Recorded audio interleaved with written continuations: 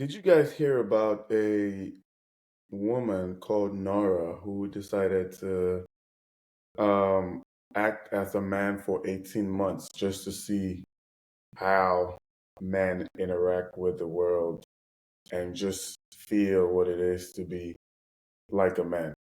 Her name is Nora. I think you guys can look her up. And after 18 months of being a man, Nora went into depression and she actually even went into a psychiatric ward for years. And at the end of the day, she actually committed suicide. She committed suicide like 3 years ago.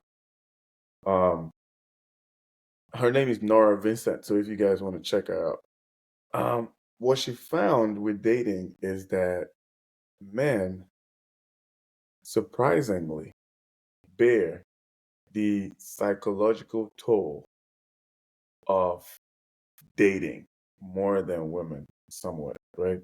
Emotionally, all of those things. And the reason she gave was that it is expected of a man to initiate. And this is not just in dating or courting, even in relationships, right? Um, if a man is talking to a girl, even before he talks to a girl, he's expected to initiate the contact. He's expected to actually initiate asking for a number or her details. Um, he's also expected to initiate the first date, the second date, and he's gauged on how good the restaurant is, how good the food is, how good the drinks are, how good the conversations are. So in dating, he has to initiate the topic. When you hear somebody's boring with dating, you mostly hear, that the man is boring.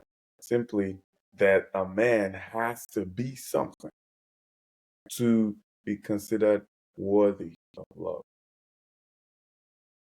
And she also talked about how men, be at the brunt of rejection. Only men are thinking about being rejected, for instance, from a woman.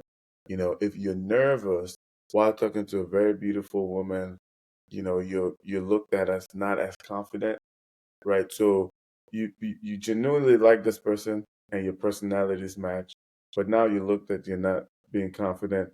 If you're too confident, and too forward, then you're too forward, then you're too cocky. You might actually brush up a couple of people. So, right from a young age, it seems as if there's a lot of things that you need to balance and just be evaluated by this one person who mostly is just sitting there, looking pretty. I know women have their own emotional psychology stuff going on, but a lot has not been said of what men actually have to go through to actually be in romantic situations. And Nora Vincent, I want you guys to look up. She went ahead and did this thing, right? She went in there. She noted how exhausting and demoralizing it was to constantly initiate conversations, to face rejection, and still be expected to persevere without complaint, right? I don't know if you guys have ever, as a man, have you ever complained to somebody for over 10 minutes? Or let's say some people call it rants. Let's say it could be anybody, it's not just women, right? It could be your wife, it could be your girlfriend, it could be your friend who's a girl, it could be a friend who's a guy. Have you ever complained or ranted, quote unquote, ranted to somebody and just look at the reaction? You know, Even the people who encourage you to complain, to have an emotional outlet, as a man, it seems as though when you actually do those things many times, you either met with dismissal or you're met with kind of like a quiet dismissal, which is kind of like, I know you get this, right? Which to be honest with you, I'm more of a traditional man, so I understand it and I appreciate the pressure that it pushes the forces on men to actually be stuff, right? The thing is, when you actually be that stuff, when you actually become, um, you're not those things are not considered effort. Those things are considered the things that you need to do.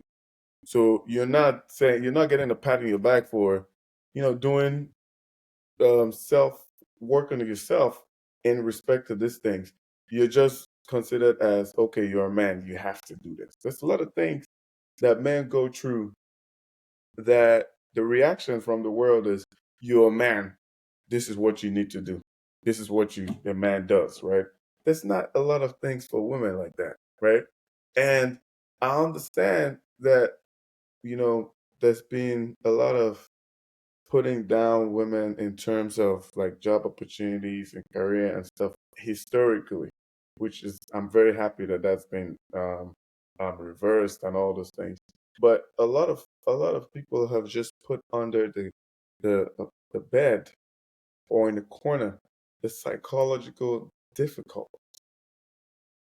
that it takes to be a man. And thank God for Nora. She went in there and figured it out by herself. So she, I don't know how she did it, but I think she transformed herself into a man. She went on dating sites. And one of the things that she noticed is that she felt less than human. And this is her words, that dating as a man made her feel less than human. She also wrote that many women did not see the man in front of them as a person with feelings, but they saw the person as a potential provider and or an entertainer. So think about it, right? When you go on a date with a girl, she's looking up to you like, you need to do something, right? You need to say something, you need to do something. You have to take the seat for her to sit down. Before you even get there, you have to walk. She's looking at whether you're gonna walk closer to the cars or you're gonna make her walk closer to the cars, right? She's looking at if you're gonna hold her hand while she's crossing. She's looking at you to see if when she's coming down the stairs, you're patient enough to put her down the stairs. You just evaluated by, somebody who's basically just being herself. And I don't know if you guys ever noticed a trend that was going on social media where women would say, I am enough. I am enough. It was captions, it was stories, it was many things. And if you notice, you hardly see a man ever say that, I am enough. And the reason being is that men do not feel enough by themselves. They don't feel worthy of love until they do something for their lives, until they build something, until they actually become something. Now, that is actually a good thing in my opinion. But it's only a good thing if also it gets to a point as a human species, we start to recognize it for as effort. Like it's something that a man has to do when you have empathy towards your man by or from knowing his psychological pressures, you're a little bit more patient with him. Like, just can you just imagine as a woman that you cannot be considered worthy of love until you actually get a degree? Just think about it. Until you actually get a job or get some money, right? Now, the thing is, these things are things that you need to do as a human being. Even women are judged if they don't have degrees or they're judged if they don't have something going on nowadays, right? But nobody or very few times are women being judged as a precondition for love. And I mean, you would think that love is kind of like a basic human need that you think everybody deserves love, is what you would think, right? But for this, that's not the situation for most men all over the world. All over the world, right? All over the world, a man cannot just think he deserves love just by being. He has to be right from high school. He has to be the smartest. He has to be the baddest boy in class. He has to be the one that girls, or he has to like. There's just something that you need to add on top of what you are to actually deserve love.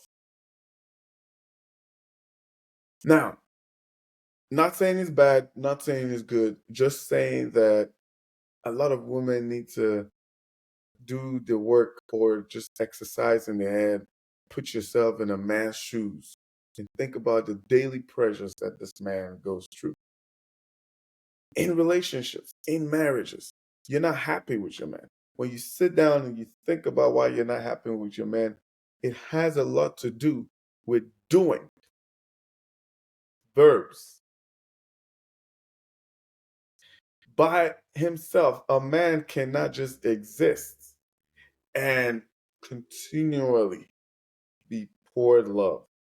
There's exceptions. There's things that happen, maybe 10% of people or whatever it is different. But I'm talking about a majority, right? When you ask a woman, are you happy in your relationship? And she says no. Why are you not happy in your relationship? My man is not as romantic. He doesn't do this. He doesn't do this. Blah, blah, blah. Now, um, a lot of times, those things, the reason why you're not happy in a relationship is because your man is not doing enough. Doing. It's a doing. We live as men in a world where we have to perform, performative, to be loved, and it's depressing, right? Which is why a lot of men now are choosing to, be alone or just like not commit or anything because for them it's more so like a commitment. Like it's not love is not just love for men, and it never has been, right? But it's not just okay. I have a great personality. I'm just nice on the inside, and I'm this. I know that somebody's just gonna love me for just how my personality, and not just that they're gonna love me now. They're just gonna love me continuously for my personality and for who I am, right? No, a man is under pressure. So if you with your man at home and you guys are just chilling, like you said, quality time, for instance, you're sitting with your man spending quality time. You want him to immerse in the moment. You're immersed in the moment mostly because you're not really judged too much on performative acts, right? So you can spend 2, 3 hours, 4 hours just chilling, watching a movie, and be present. Whereas the man, he's thinking about his business. He's thinking about um, what he can say tomorrow, or he's thinking about the things that he can do. And the reason being is that over time, he has associated these things with his worthiness of feeling love. He feels like if he doesn't do these things, he would not deserve your love. And so he cannot immerse himself fully in what you would call quality time because his mind is racing all over the place. And you, on the other hand, start to judge the man for seemingly not wanting to spend this quality time with you and all those things. But you see that we're on different planes. We're judging different stuff. Shout out to all the women that are going through stuff. And I'm not discounting what women are going through. I'm just saying that it is high time we start to recognize the pain, the struggle, the pressures that the psychological pressures that men are facing as you interact with them in a romantic session, relationship. And this way, I think that we'll be able to build understanding. You still expect your man to do stuff. You just be a little bit more patient with him. And that is what I'm talking about.